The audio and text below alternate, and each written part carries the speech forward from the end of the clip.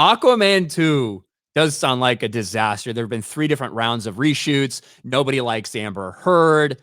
The reception to the trailer was very meh at best. And keep in mind, this is a follow-up to a billion-dollar movie. We're talking about a DCEU that has had 7, 8 straight financial failures. Take out The Batman and Joker. Other than that, look at the movies we've seen.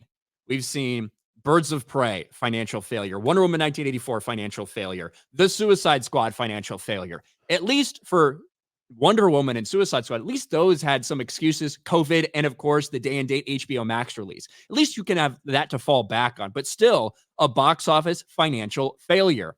Shazam 2, Fury of the Gods, Black Adam, Blue Beetle, The Flash, 7 straight box office failures that are losing money. And now Aquaman 2 is the one that like finishes out the entire thing. Here we are on Variety, of all places. They got the Elon shot in there. Aquaman 2 flooded with drama. Jason Momoa allegedly drunk on set. Amber Heard scenes cut. Elon Musk's letter to WB and more. What?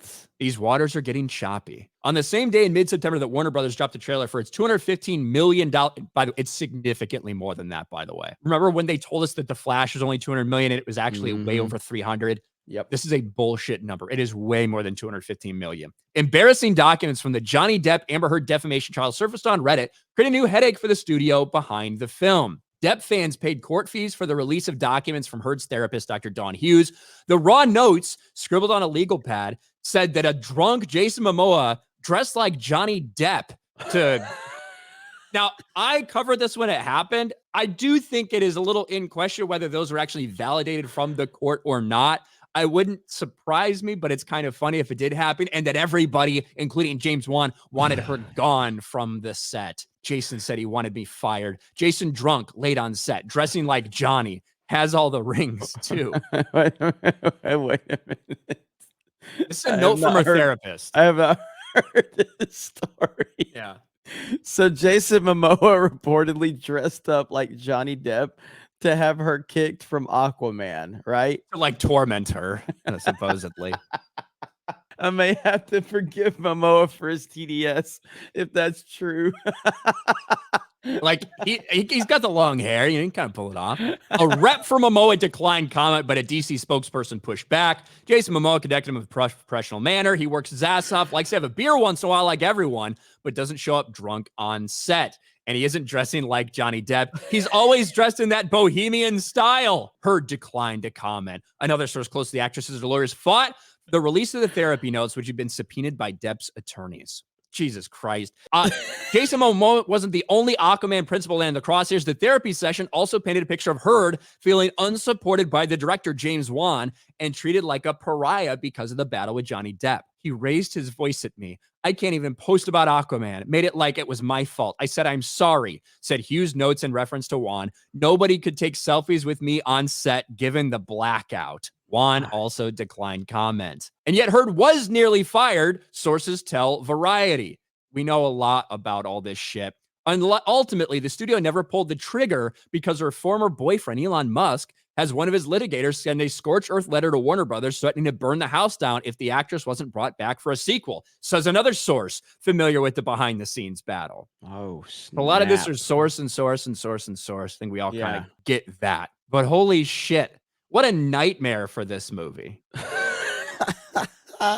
This is fantastic, dude.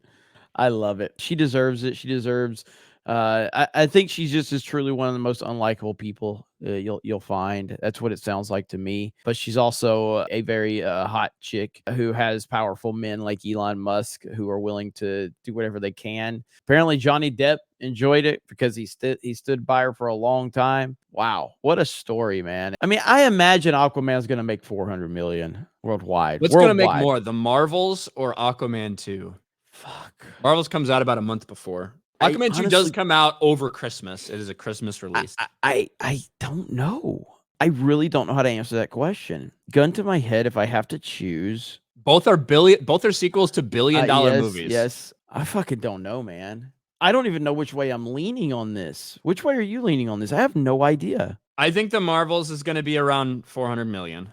Okay. So really, it's a question of what do we think Aquaman's going to be at. If I was betting, I would say Aquaman 2 makes less. Like, just look at all the DC results. Like The Flash, Michael fucking Keaton as Batman. That's what this fucking thing was marketed as. A Michael Keaton Batman movie. And it makes $267 million worldwide. And I don't think The Flash was a great movie by any stretch of the imagination. I also don't think it was the worst thing DC's put out lately. It wasn't good. But I don't know, dude. Like, I hate not taking an official stance on something, but I can't.